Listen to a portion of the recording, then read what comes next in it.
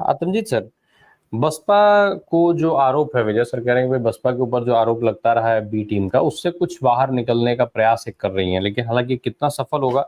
Social engineering की हम बात कर रहे थे, मायावती इस बार अभी तक जो उन्होंने उम्मीदवार उतारे हैं उसमें एक बार फिर से वो पुराने अपने सोशल इंजीनियरिंग वाले फॉर्मूले पर काम करती हुई दिख रही हैं, लेकिन विजन की बात अभी तक कहीं आई नहीं। अभी तक किसी तरह का कोई विजन नहीं दिखा है, तो क्या बिना विजन के केवल सोशल इंजीनियरिंग के सहारे बसपा का जो वोट बैंक है वो वापस से बस मायावती कलेक्ट कर पाएंगी? क्या अभी जो स्थिति है उसमें केवल मायावती के नाम पर चाहे जो भी बसपा का कोर वोटर रहा है, अभी तक एक बड़ा नंबर है इनके इस परसेंटेज में बसपा के वोट बैंक में, क्या वो उस तरफ बढ़ती हुई दिखेंगी? क्या वो बढ़ पाएंगी वहां तक? क्या वो मुकाम हासिल हो सकता है अभी भी उत्तर प्रदेश की सियासत में, अगर खास तौर से हम देखें तो?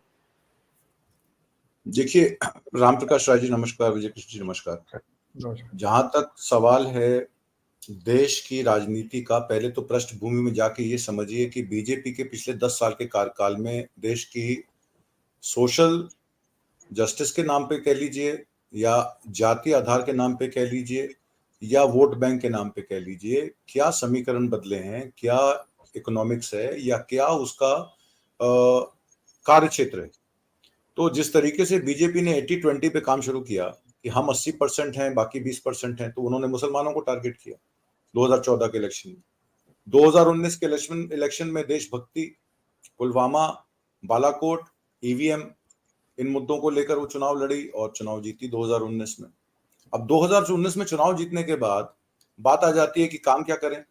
रोजगार का बात विषय आया तो इनके खुद ही नीति आयोग के सीईओ कह रहे हैं कि भैया रोजगार की व्यवस्था जो है सरकार नहीं मुहैया करा सकती, क्योंकि सब कुछ तो प्राइवेटाइज हो गया है।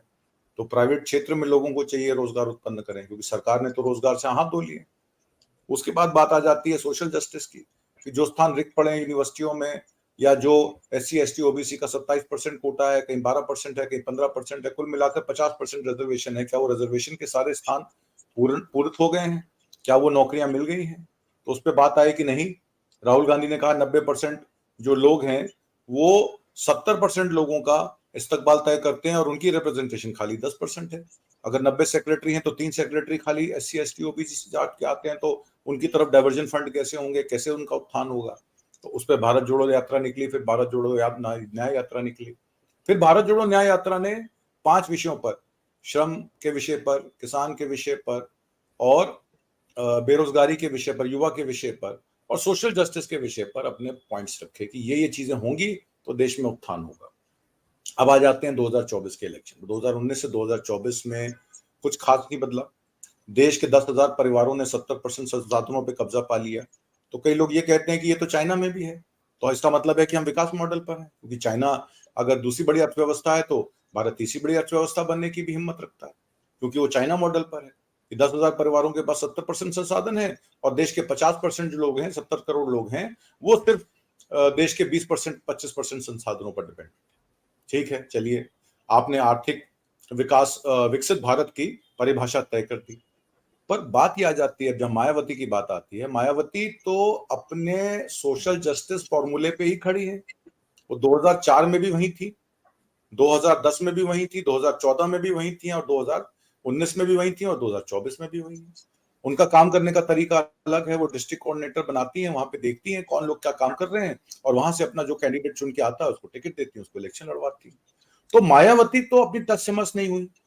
वो तो किसी पार्टी को टारगेट भी नहीं करती, ना वो कांग्रेस को टारगेट करती, ना वो बीजेपी को टारगेट करती। वो तो कहती है हम तो अपने समाज के लोग, सर्वजन सुखाय सर्वजन हिताय पे हम काम कर रहे हैं, और जो हमारे समाज के लोग हैं, बहुजन समाज के लोग हैं, उनके साथ हम जुड़े हुए हैं। हम ना बीजेपी से एतमाद रखते हैं, ना हम कांग्रेस पार्टी से एतमाद रखते हैं। तो कांग्रेस पार्टी ने जब नीतीश कुमार ने इंडिया अलायंस में अपनी भागीदारी देने की कोशिश की, तो वो कन्वीनर बनना चाहते थे।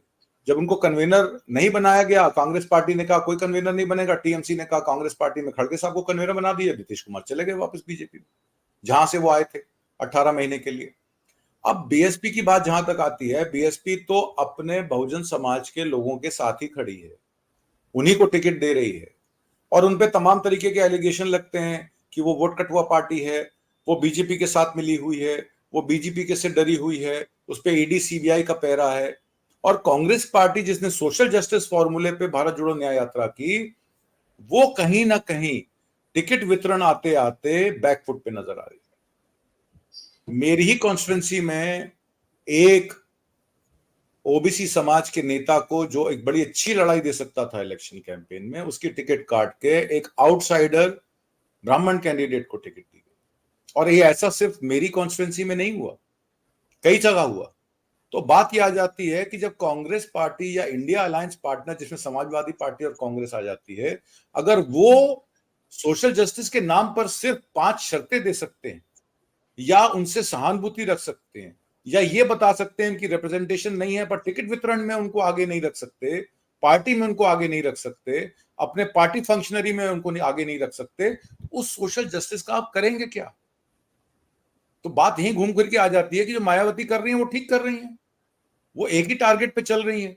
वो कह रही है आज नहीं तो कल, जब ये 65% 70% लोग डिसाइड कर लेंगे कि इनकी पावर है, उनको टिकट मांगनी नहीं है, टिकट बांटनी, उनको इलेक्शन लड़ना नहीं है, उनको इलेक्शन लड़वाना है, उनको देश के संविधान को बचाना है, उनके देश के संविधान की रक्षा करनी है। और संविधान के जो दुश्मन है, इस देश के जो देश के 140 करोड़ लोगों के दुश्मन है, जो इलेक्टोरल बॉन्ड की जब डिटेल आ जाती है तो उस पे 600 वकीलों से साइन करा के सीजीआई को थ्रेटन कर रहे हैं, देश के दुश्मन वो हैं। आपकी कार्यवाहक सरकार है, अगर कार्यवाहक सरकार है तो वो भूटान जाके 10,000 करोड़ रुपया क्यों देती है भूटान नरेश को? वो सारे वो काम कर रही है। वो ऑपोजिशन के एमपीज को ईडी की ईसीआईआर फाइल करा के जेल में क्यों डालती है? जिसका कोई सबूत ही नहीं मनी ट्रेल का, वो 350 करोड़ रुपए का तो घोटाला लिकर पॉलिसी का इस सरकार को नजर आ रहा है, पर जो 6,500 करोड़ का सोदामा का चावल है उसका नजर नहीं आ रहा है, जिसकी मनी ट्रेल भी है, जो पैसा अकाउंट में आया है, जिसकी पूरा विवरण है, उसके बाद भी कोई कार्रवाई नहीं हो रही और उल्टा चोर कोतवाल को डांटे। तो बीएसपी जो कर रही है वो अपनी जगह सही कर रही है, वो सोशल जस्टिस फॉर्मूले पे लड़ रही है। बाकी पार्टियां, जैसे प्रधानमंत्री मोदी कहते हैं कि देश में कोई जाति नहीं है, पर उनको अपनी जाति पता है कि मैं ओबीसी हूं। वो पहले थे नहीं, पर बन गए बाद में ओबीसी। और जो सोशल जस्टिस के नाम पे दूसरी पार्टियां, अन्य पार्टियां चुनाव लड़ना चाहती हैं, वो सिर्फ ओबीसी समाज में भी बंटवारा करके बैठी है, अपर ओबीसी और लोअर ओबीसी, ईबीसी और बाकी लोगों पर वो ये नहीं बताती कि आप अपनी पार्टी फंक्शनिंग में कितना परसेंटेज डिसीजन मेकिंग जो है उन लोगों को देते हैं। खाली एक प्रेसिडेंट को बना देना, ओबीसी अपना दलित समाज के प्रेसिडेंट को बना देना, ये सोशल जस्टिस नहीं होता। सोशल जस्टिस तब होता है जब अंतिम कार्यकर्ता में भी गिनती हो कि कितने कार्यकर्ता हैं किस स्टेट में, उसमें कितने ओबीसी, ईबीसी और दलित समाज के हैं, तब तो सोशल जस्टिस होगा। जब टिकट बांटने लगते हैं तो आप ब्राह्मणों को, ठाकुरों को और अपर कास्ट के लोगों को टिकट दे देते हैं कि सोशल जस्टिस के नाम पे ये 65% लोग आपके पीछे खड़े होकर वोट देंगे। आप उन पे मंथन तो करते हैं, आप उनकी जिज्ञासा तो समझते हैं, आप उनसे एतमाद तो रखते हैं, पर एतमाद रखने से या किसी से सहानुभूति रखने से आपको उनका वोट नहीं मिल जाएगा। मायावती कल भी रेलेवेंट थी, आज भी रेलेवेंट है और कल भी रेलेवेंट रहेगी, क्योंकि मेन स्ट्रीम पार्टियां सिर्फ टोकनिज्म करती हैं। मेरा ये कहना है। राम प्रकाश जी।